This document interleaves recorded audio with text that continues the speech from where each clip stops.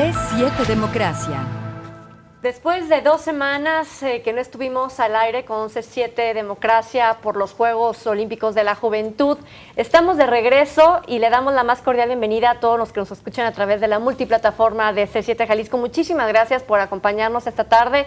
Pepe, ¿cómo estás? Muy buena tarde. Muy bien, muchas gracias. Pues ya extrañábamos el programa, pero bueno, aquí estamos nuevamente para tratar asuntos de interés para la sociedad. Hoy algo muy interesante porque de repente dices cómo se mezcla la religión con todo el quehacer de la sociedad, ¿no? Y en México es algo muy importante. Así es el tema que vamos a reflexionar el día de hoy. ¿Cómo se relaciona la política, algo muy terrenal, algo que tiene que ver con la administración del poder, y la religión, algo que tiene que ver más con la espiritualidad?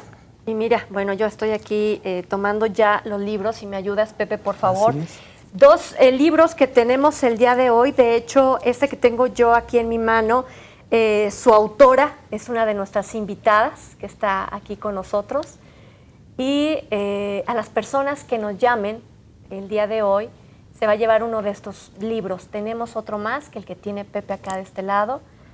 También están listos, por supuesto, para que usted nos marque al 3030-5307 y se lleve uno de estos ejemplares que tenemos el día de hoy. Por supuesto, temas interesantes, uno de ellos, Una ciudad donde habitan muchos dioses, de Cristina Gutiérrez y René de la Torre, y Atlas de la diversidad religiosa en México, de las mismas autoras. Y por supuesto, nuevamente, entre quienes nos llamen, se van a ir estos 2 libros, 3030-5307. Listo. Así es, Trini, muy bien. Pues bueno, lo que tú preguntabas hace un momento, nuestra audiencia se preguntará qué relación tiene la política con la religión. Y para eso, bueno, tenemos a 2 especialistas, 2 invitados, que como es una costumbre ya, 2 invitados de primerísimo nivel, que nos vas a hacer el favor de presentar, Trini. Así es, los 2 especialistas en antropología social. Un tema bien interesante es estudiar el comportamiento y el desarrollo del humano, de nuestra sociedad. La doctora René de la Torre Castellanos está con nosotros. Ella es profesora e investigadora en el Centro de Investigaciones y Estudios Superiores en Antropología Social, Unidad Occidente. Bienvenida. Muchas gracias. El doctor Fabián Acosta Rico, profesor investigador del Centro de Estudios de Religión y Sociedad del CUSH de la Universidad de Guadalajara. Bienvenido. Gracias. Y pues todos unos expertos, sin duda, cuando empezamos a hablar del tema política, religión, sociedad, porque ya sociedad de por sí ya es un ente difícil de manejar y entender. Cuando lo mezclamos entre esos 3 factores, ¿qué sucede, doctora René? Bueno, en México quisimos separar esos 2 temas o esas 2 realidades, pero siempre han estado unidas. Quizás porque tenemos un pasado colonial y México es sin duda uno de los países más católicos de todo el mundo, donde hay un monopolio católico muy fuerte y donde el Estado, para poder funcionar de manera moderna, tuvo que separarse de la incidencia de la Iglesia. Pero esta realidad de nuestra propia laicidad no ocurre en casi ningún otro país. Solamente en Francia y en México tenemos este modelo de laicidad que busca realmente hacer impermeable, entre comillas, las cuestiones públicas, las cuestiones políticas, las cuestiones del Estado, de la intervención de las religiones. Antes decíamos de la Iglesia Católica, ahora ya tenemos que hablar de las religiones porque estamos también ante un nuevo panorama.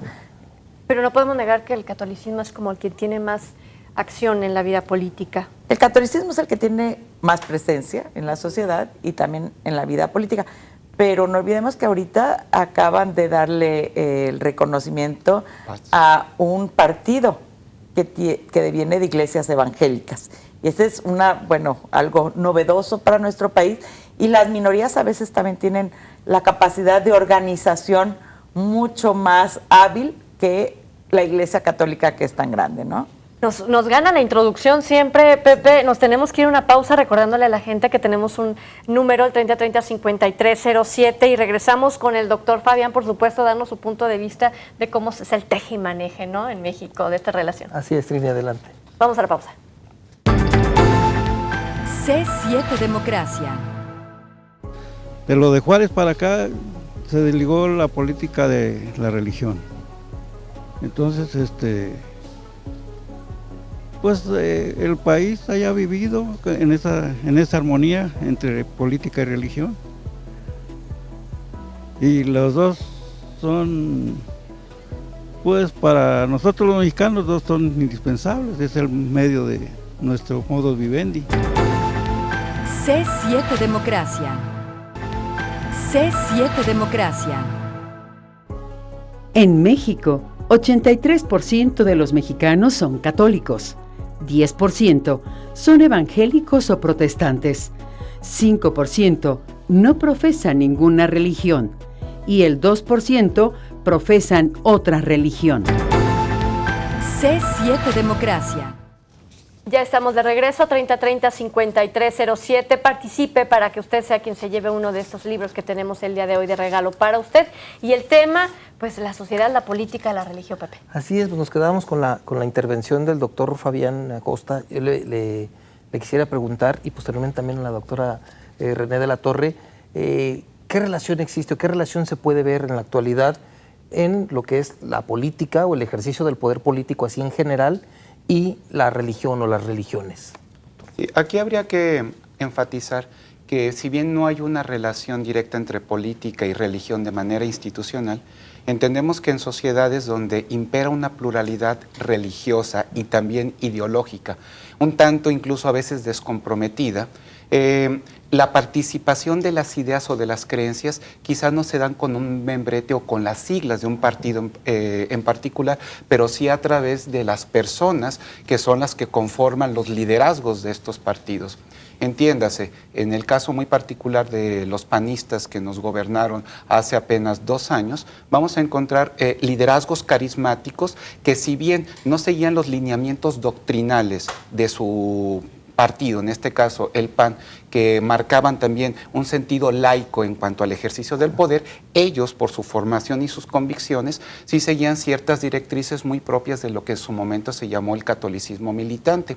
Catolicismo militante que formaba parte de la herencia que estructuró la conciencia de estos líderes, una herencia cristera y que incluso en el caso muy particular de Emilio González, una herencia también sinarquista o demócrata mexicana.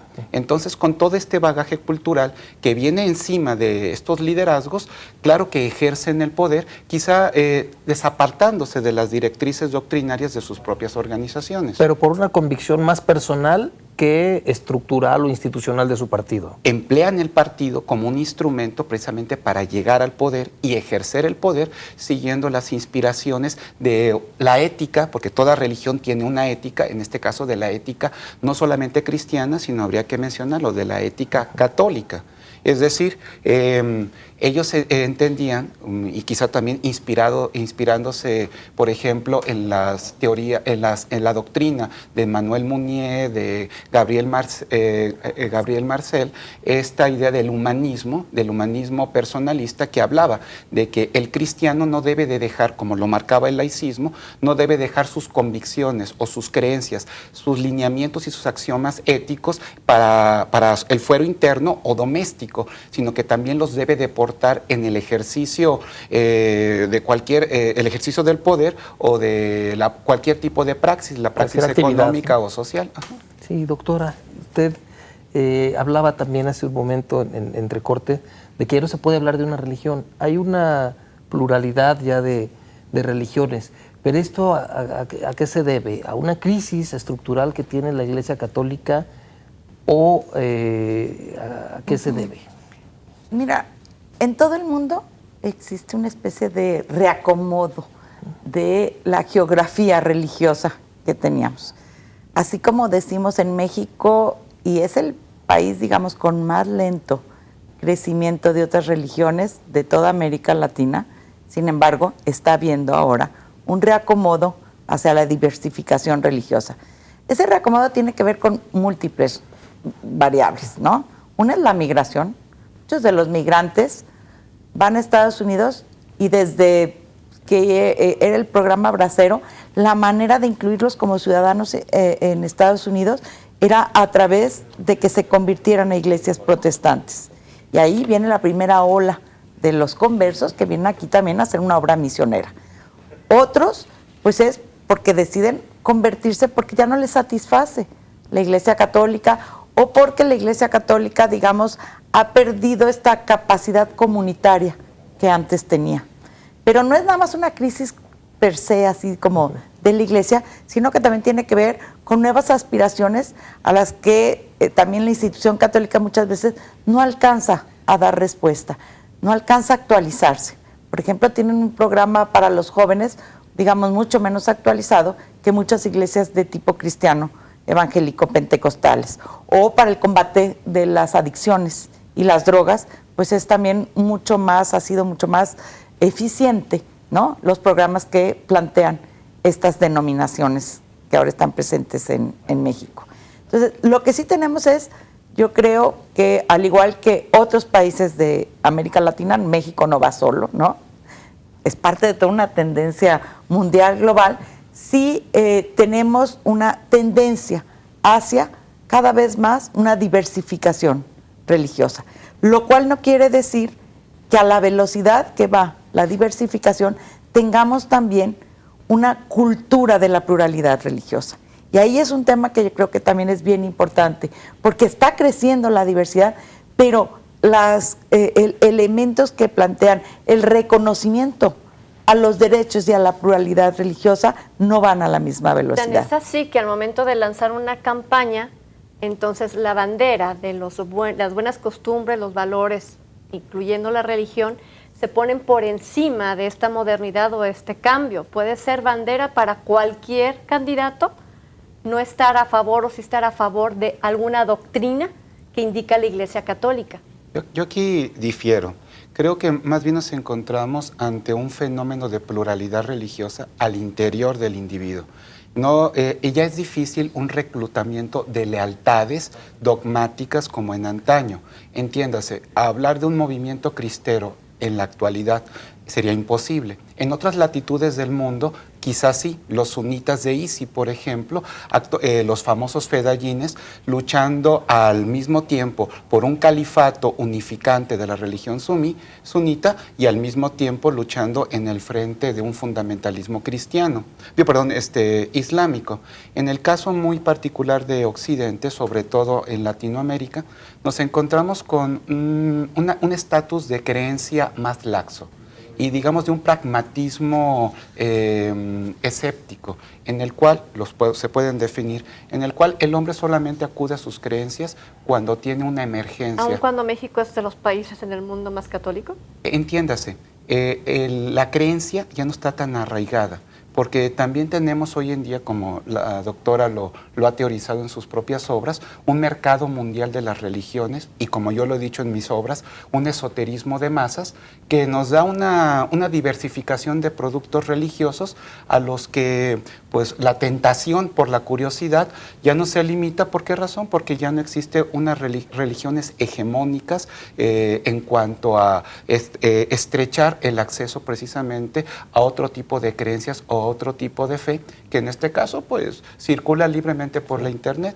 de tal manera que un llamado, por ejemplo, de cualquier líder religioso, incluso de un obispo, de un cardenal, pues tendrá eco, pero no tendrá la repercusión que sí tenía a mediados del siglo XX, por ejemplo. Para nuestros televidentes y radioescuchas, ¿cómo les podrías explicar esto del esoterismo de masas, en términos más llanos? El esoterismo de masas tiene que ver con una pluralidad de creencias que provienen de los más distintos. Ya se cree en más deidades o en más filosofías. Porque hasta la cienciología, por ejemplo, donde no se habla de un ser supremo, sino de otros factores que no tienen que ver con deidades, pues no se trata de creer en alguien, ¿no?, sino creer en filosofías.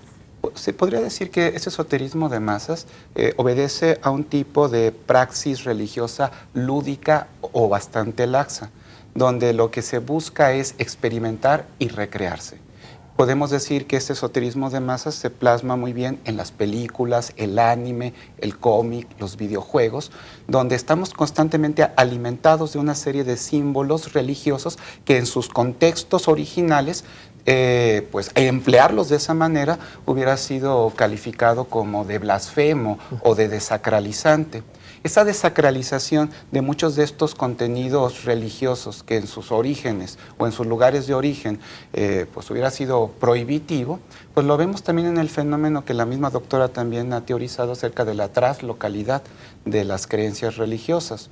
Entonces, ese esoterismo de masas cada día se robustece más a partir precisamente de ¿qué? Pues de que estos creativos, los que construyen estos nuevos imaginarios, pues no son realmente sacerdotes, son, digamos, son novelistas, son mercadólogos, diseñadores, que retoman de aquí y de allá una serie de simbologías y de creencias que deconstruyen y vuelven a reemplear, pero con finalidades meramente recreativas. Y esto es lo que va construyendo lo que yo conceptualizo como un esoterismo de masas. Sin embargo, surge un nuevo partido político que le acaban de dar hace pocos meses, semanas, no sé si ya haya cumplido más de un mes, junto con Morena, junto con otros más a nivel nacional, este partido humanista que, si les parece, después de la pausa, platicamos cómo entonces se vuelve de forma tangible la religión nuevamente puesta en la mesa de la política. Claro, ¿sí? claro.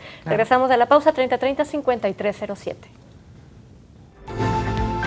C7 Democracia. Pues creo que no es conveniente porque la religión tiene que ver con aspectos de tipo espiritual y la política tiene que ver con aspectos de tipo organización humana, ¿no? Entonces yo creo que son dos cosas que tienen que estar totalmente desvinculadas para no correr ningún riesgo. C7 Democracia. Unión Nacional Sinarquista. C7 Democracia.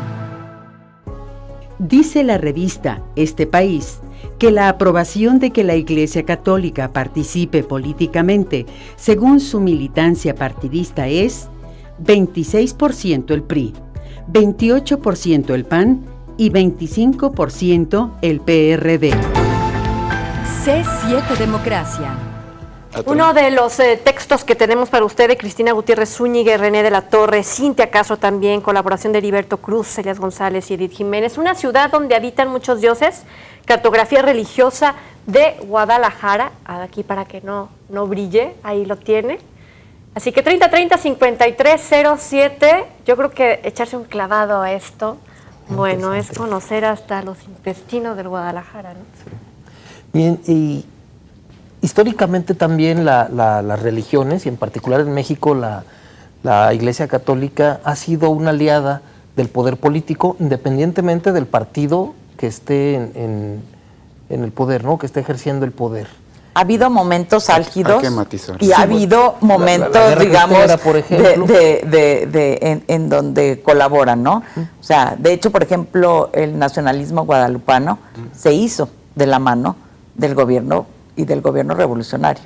O sea, convenía generar un nacionalismo y fue algo, un elemento unido que se hizo Iglesia Católica con el Estado. Entonces, hay un uso pragmático del poder político, un uso pragmático de la religión. Siempre lo ha habido. O sea, este es un país muy ritualista.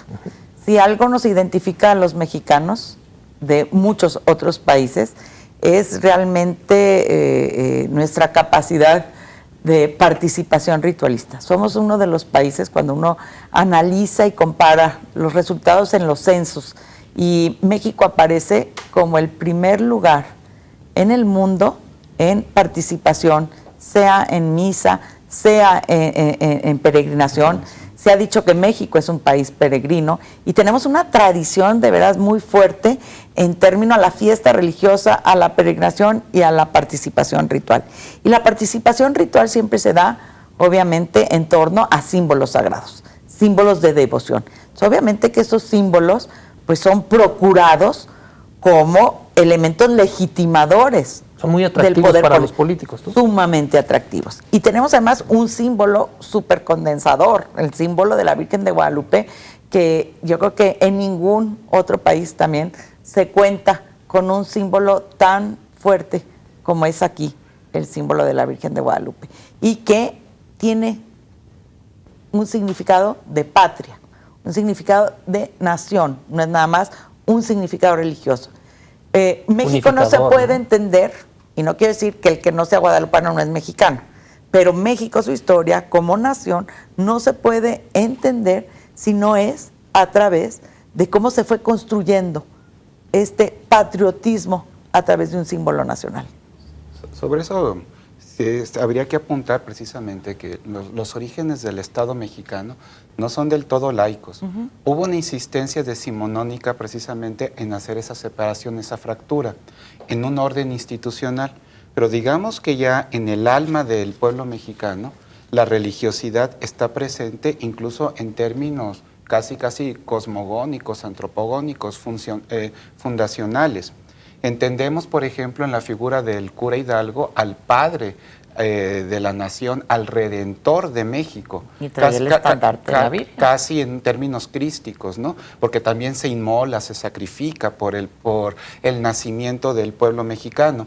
Y tiene como madre precisamente a la Virgen de Guadalupe. Entonces, si hacemos así como que las traspolaciones simbólicas, pues tenemos en la Virgen de Guadalupe a la Virgen María de la nación mexicana y al cura Hidalgo, al Cristo Redentor también de nuestro pueblo. Voy a traerme esa historia a tiempos presentes. ¿Qué pasa con el padre Goyo de Michoacán?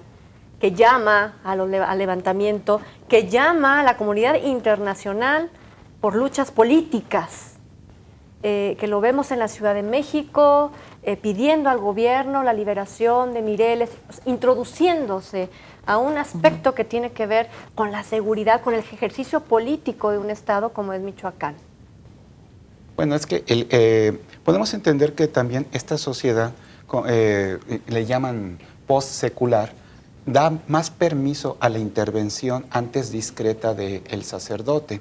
Se entendía, y eso no solamente era una política del Estado mexicano, sino también del Estado Vaticano, cuando el Papa le pide a los jesuitas que están participando allá en Nicaragua con el movimiento sandinista que definan si o son sacerdotes ejerciendo su ministerio o aceptan las curules dentro del Parlamento nicaragüense.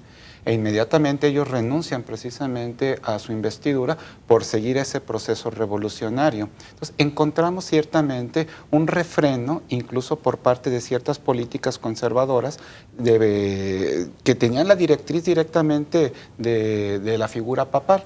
Ahora podemos hablar de que estas anteriores restricciones pues se han venido abajo, de tal manera que si antes cualquier obispo, cualquier cardenal se la pensaba dos veces para emitir un comentario, respetando precisamente las políticas y directrices históricas, laicistas, juaristas, para emitir un comentario sobre política, con los 2 sexenios que tuvimos de Acción Nacional, pues parecería que hay un relajamiento y hay más permisividad en ese sentido. Sandoval Íñiguez, ¿no? Por ejemplo, ejemplo. Jalisco. Bien, y sobre todo esto, hablando sobre todo esto de esta separación, de esta utilización pragmática, bueno, hay un cambio también a nivel pues, mundial, ¿no? Un cambio de líder, un cambio de liderazgo, la llegada del Papa Francisco. Eso también viene a repercutir al interior de la Iglesia y a la sociedad en general, ¿no?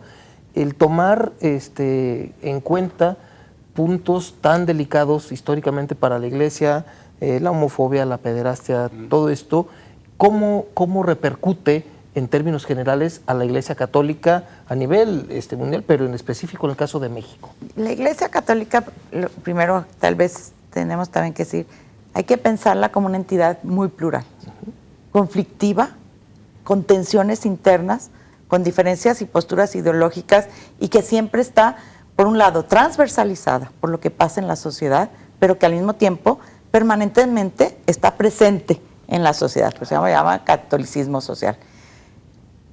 El nuevo Papa, ¿sí?, lo que está haciendo, a mi manera de ver, es una especie de guiño, yo le llamo apapacho, ¿sí?, con todos aquellos sectores que de alguna manera habían sido rechazados por una manera de plantear un catolicismo que veía el catolicismo hacia adentro de la curia y no hacia la sociedad, y que se había de alguna manera redoblado hacia su interior y con elementos para tratar de inculcar una teología y de alguna manera dar un paso atrás a lo que se había avanzado con el Vaticano II.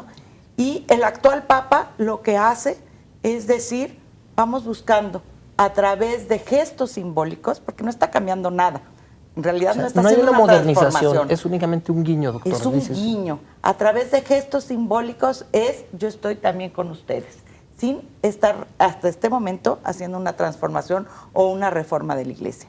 Ahora, la actitud y la presencia del Papa Francisco sí da un nuevo aliento a todos aquellos sectores de la Iglesia que habían sido sectores progresistas y que habían sido, castigados o incluso puestos en un rincón de la Iglesia Católica. Como la teología de la liberación. Como la teología de la liberación, y cuya presencia no es que ya no estuviera, es que de alguna manera no tenían una visibilidad autorizada como si lo tenían otros obispos.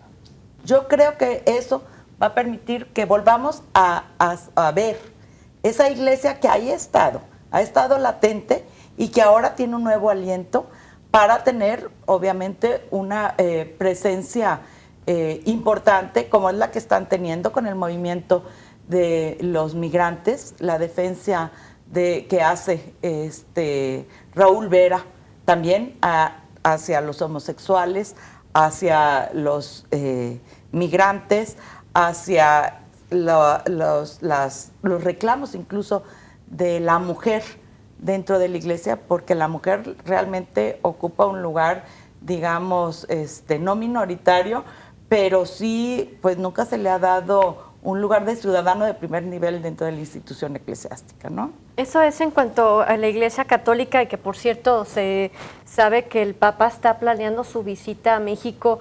¿Qué podrá representar que el Papa Francisco, un nuevo personaje de la Iglesia Católica, venga y se salude con un presidente como es Enrique Peña Nieto, ¿no? ¿En qué momento político se están encontrando ellos dos? Mucho se especuló en el caso del sucesor del Papa, de Ratzinger, acerca de que su visita reforzaría, por así decirlo, las corrientes más clericales o que se asumían como más clericales de la política mexicana. Incluso que favorecería al voto por el PAN. Por el PAN, así, bueno, ya diciéndolo con todas sus cartas, y que incluso no había sido gratuito que se hubiera elegido la ciudad de León, donde se sabía que un papa con poco carisma, como lo fue Benedicto XVI, tendría una acogida en la ciudad más levítica de todo México. Entiéndase, en León todavía a las 12 del día se reza muy devocionalmente el Ángelus, se paraliza la ciudad. Así que ese mote de que seamos la ciudad de Guadalajara, la ciudad más católica, pues los de la luz tendremos más templos. Los de la luz del mundo nos podrían ahí cuestionar, e incluso en cuanto a los templos, pues Puebla también podría decir que per cápitamente tienen más iglesias que nosotros. Ahora, la llegada de Bergoglio en este nuevo contexto ya no se va a politizar tanto, porque se entiende de que ya al menos hay un acomodo entre la Iglesia y el Estado, dada la llegada nuevamente del PRI al poder, donde parecería que hay un buen acuerdo en un sentido de respetar competencias, aunque muchos políticos, incluso al interior del PRI, no niegan su catolicismo e incluso hacen ostentación de él, y otros no tanto, ¿no? No sería el mismo caso si hubiese llegado la izquierda al poder, donde sí se entendería que habría, pues sí, una política más laica permeando al Estado mexicano.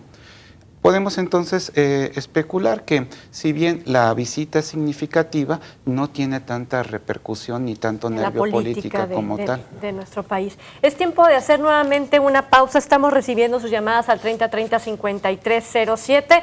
En el próximo espacio vamos a decir quién se lleva estos dos títulos. Muy bien. ¿La pausa? Adelante, Trillo. Volvemos. C7 Democracia.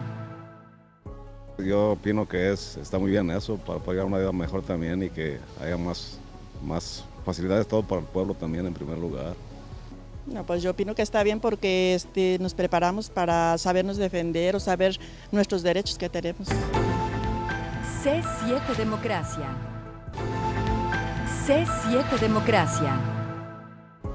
En Jalisco son católicos 6.700.000 habitantes, 200.000 habitantes entre protestantes, pentecostales, cristianos y evangélicos.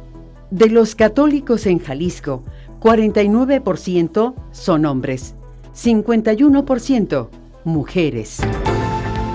C7 Democracia.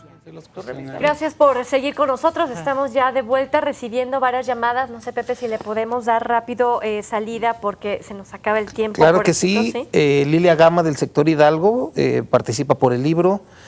Camilo Pimentel también nos dicen que participa por el libro del Atlas de las Religiones. Juan Diego Betanzos también participa por el libro. Jorge Müner, Arcelia Peña, Antonio Fajardo Corona también participa por el libro.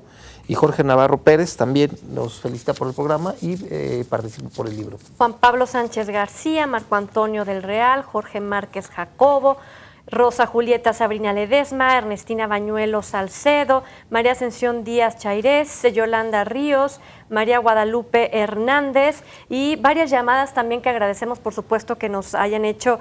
Dice Ignacio López García, el hombre no puede vivir sin una imagen o presencia de Dios. Yo creo que ese no, me encanta el tema porque también lo saben los políticos y no generalizo, pues. Así lo saben muchos que lo utilizan en muchos casos como banderín en sus quehaceres políticos, ¿no? Bueno, sí, se Algunos, utiliza, pues. pero también es un mito creer que el hombre no puede ser sin creencia de Dios. Y yo creo que también hay que valorar el que cualquier individuo tiene una moral y una ética siendo ateo y hay que valorar el derecho a ser ateo. Ser ateo. La pluralidad que hay en una sociedad. De la pluralidad religiosa. Es parte de eso. Gracias a Dios soy ateo, ¿verdad? Sí. Hay otro comentario, María de Jesús, dice, no satanizar al PAN solo por unas personas. Hay buenas personas en el gobierno de Acción Nacional. Por lo tanto, el PRI, él sí ha tenido peores gobernadores. Entonces, pues, no hemos hablado... vi que habláramos de evaluación de gobernantes. Es un ejemplo de cómo se puede imponer más la actitud o el deseo o la forma de ser católica que la misma acción política. Hay que ponerlo en términos. Por ejemplo, Obama, que viene del Partido Demócrata, no tiene empacho en mencionar o apelar a Dios en su discurso. Vladimir Putin, que viene del otro extremo, que viene de un partido que no tiene realmente ideología, se le ve muy contento en las misas ortodoxas, muy de pie, saludándose con el patriarca de Moscú, con Alexander IV. A lo que voy es que hoy encontramos al líder carismático, político, ostentando abiertamente sus creencias religiosas y haciendo quizá un deslinde incluso de su militancia partidaria. Y creo que en ese mismo tenor nos dirigimos a estas figuras también importantes dentro de Acción Nacional. No me gustaría terminar el programa sin tocar el tema de este nuevo partido, el Partido Humanista. Sí, ya adquirieron su registro 3 nuevos partidos políticos ante el Instituto Nacional Electoral, aquí al Instituto Electoral y de Participación Ciudadana del Estado de Jalisco. Ya se presentó por ahí Morena a presentar su documentación para acreditarse también en el Estado, ¿no? Tienen todavía algunos días, algunas semanas para hacerlo los nuevos partidos. El término Morena, hablando de religión, me suena a la morenita, ¿no? Vamos siendo sinceros. ¿Qué pasa con el PRD y la religión? Mira, yo lo digo, en toda su historia, pues en cómo se compone, cómo se relaciona, hemos hablado del PAN.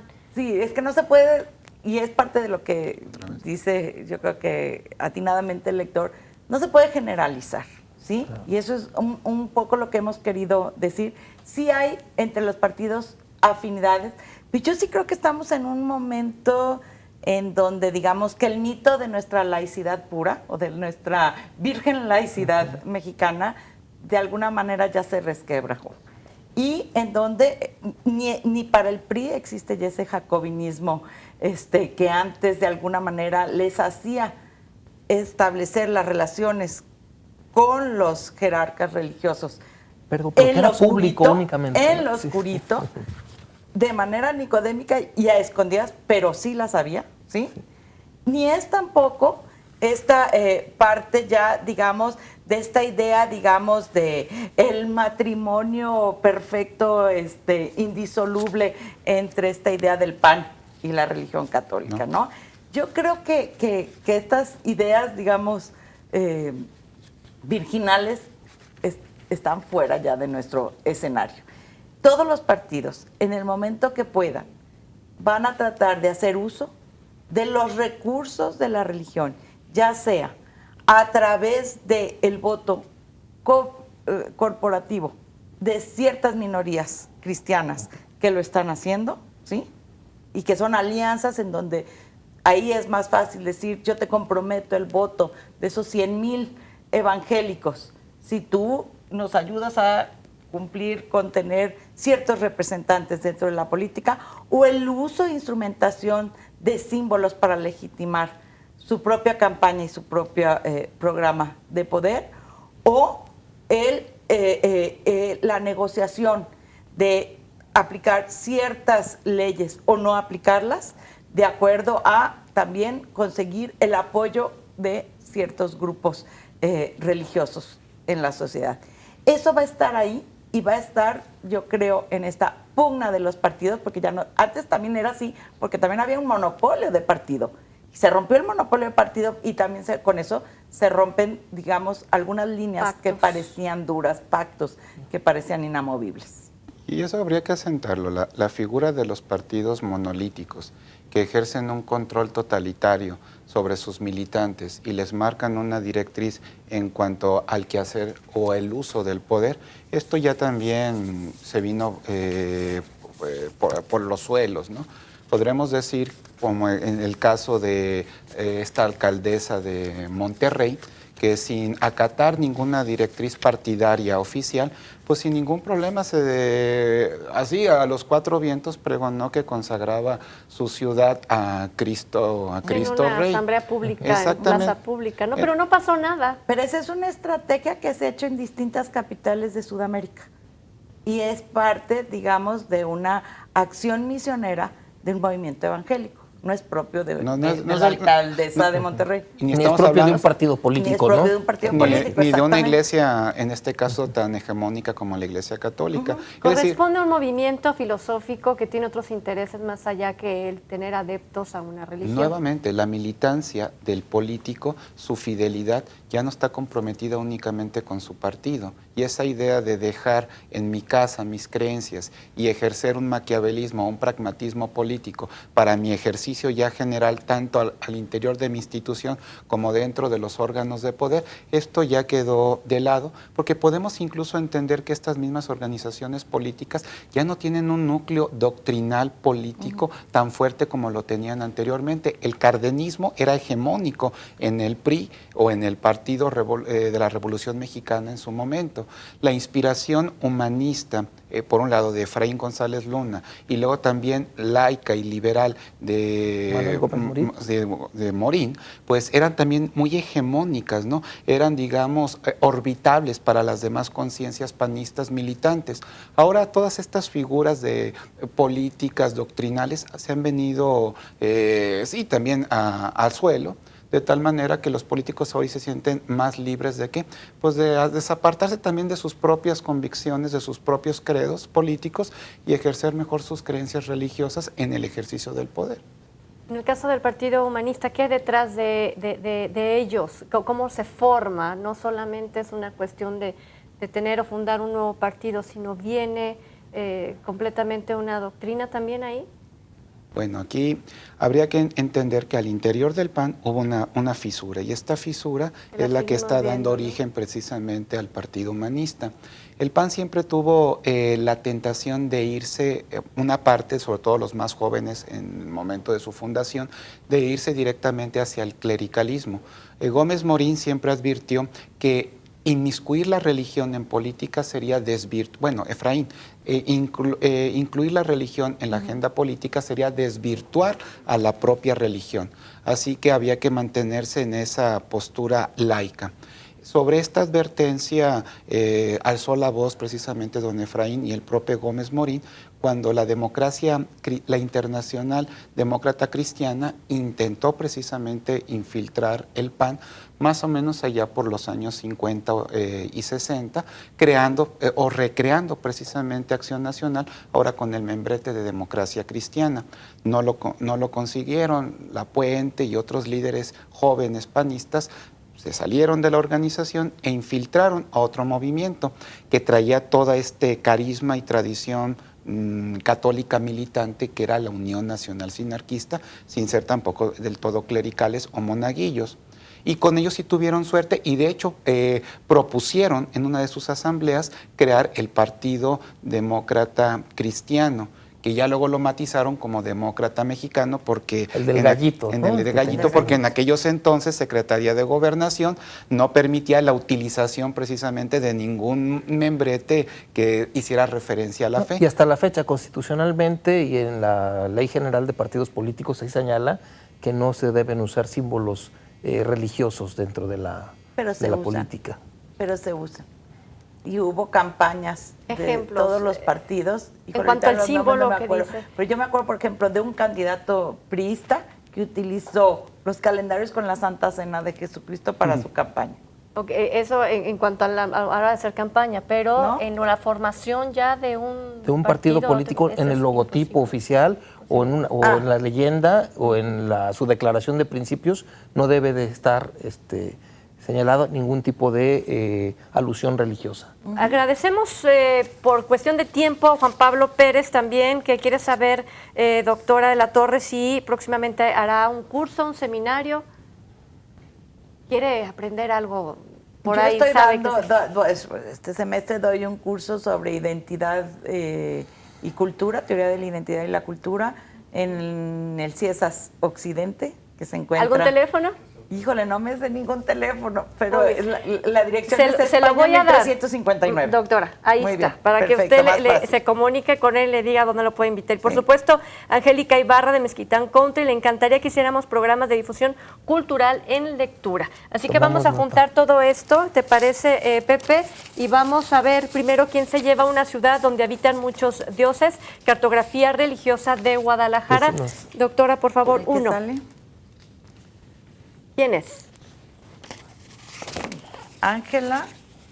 A ver, tú tienes mejor. Muy bien. Ángela Ibarra de Mezquitán Country, precisamente quien nos pedía programas de difusión cultural. Y el segundo es el de Atlas de la Diversidad Religiosa en México, y se lo lleva Rosa Julieta Sabrina Ledesma de Jardines Universidad. Aquí están los dos títulos, hay que pasar a recogerlos a Francisco Rojas González, 155, esquina Avenida México, en la colonia Ladrón de Guevara. Aquí los esperamos con una identificación y les entregamos estos títulos. Pues hemos terminado. Muchísimas gracias. Al contrario, muchas gracias. Gracias, doctora Latorre. La posibilidad.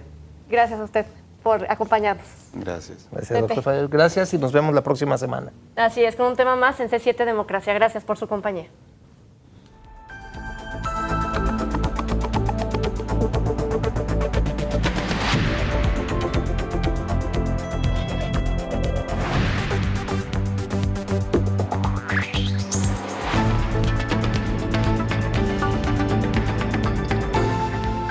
C7 Democracia.